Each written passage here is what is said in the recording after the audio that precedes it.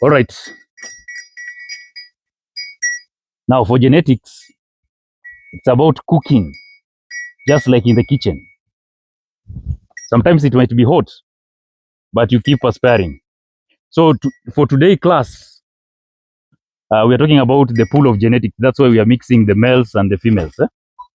So as you can see, we have here the Boer, and the Boer itself has the reddish part of the head, then the white coloration.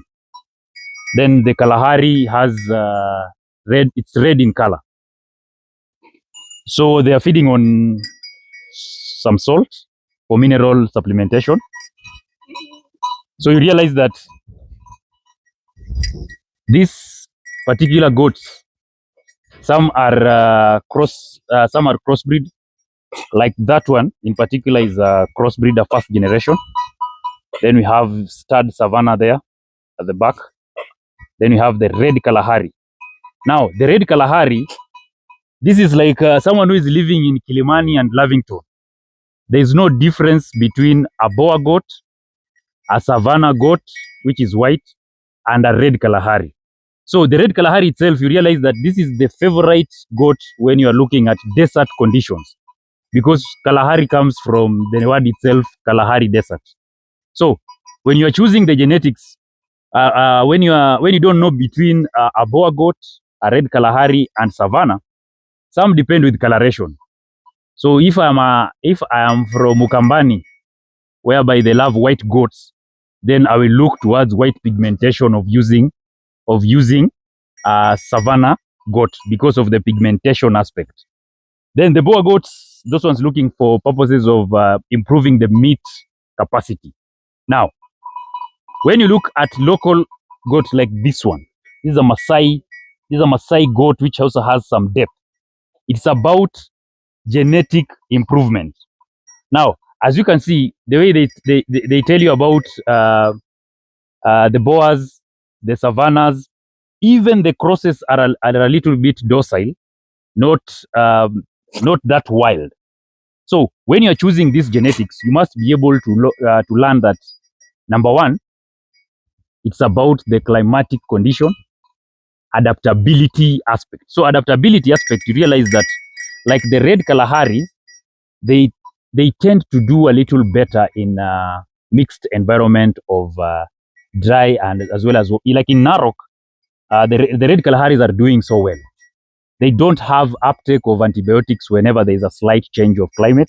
You realize that when it changes the climate, some of the Red Kalaharis adapt and have some white coloration. But at the moment, we don't have rainfall, so they are in their Red Kalahari pigmentation. So this is the beauty of improving genetics. And genetics can only be corrected by choosing the right genetics. Look at these ones. These are twin. The mother is a stud. As you can see, the mother here, stud level from Savanna, then those are twins from her. So as you can look at them, they're at 4.5 months. And you can see that they might not be tall, but they are long. So generally you realize that the South African goats are not like Gala goats in terms of height, but they are long. So you realize that there is the depth aspect, and then now they might look short put, but when you raise them, they are heavy animals.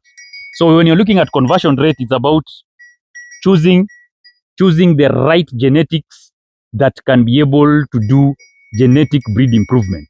So you either pick the Boer goat if you love that pigmentation, or you pick Red Kalahari, or you pick Savanna. So all of them are equally good animals when it comes to meat production. It's just an issue of preference of color. That's why I was saying, when you ask me the differences, I'll ask you the difference between a Range Rover and a Land Rover, or a Land Rover and a Land Cruiser. So essentially, it's just a matter of preference. But for me, I find Red Kalahari, if you are like Maasais and in desert areas with minimal forage, then the Red Kalahari is of choice. You realize that the Boer is a little bit, from my experience, whenever it rains, there's a little bit uptake of antibiotics as compared to the Red Kalaharis. That's why I also have a pool of the Red Kalahari on the farm. So